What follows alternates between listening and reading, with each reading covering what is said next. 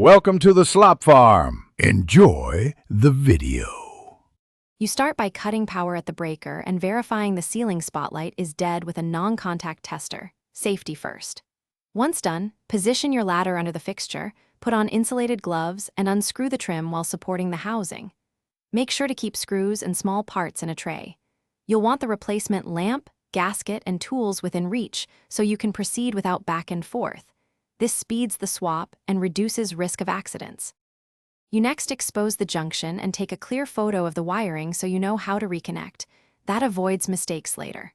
Once photographed, loosen the connector block, then disconnect live, neutral, and ground wires.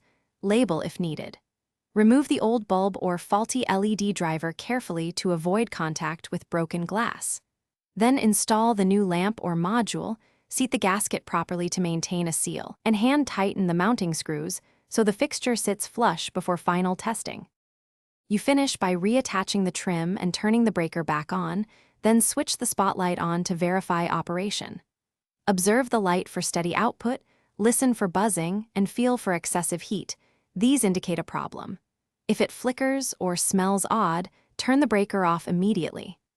The key troubleshooting tip is to compare your initial wiring photo to the current connections, then test continuity with a meter, or replace the driver if the fixture still misbehaves. This isolates electrical. Thanks for watching. Consider subscribing if we helped you today.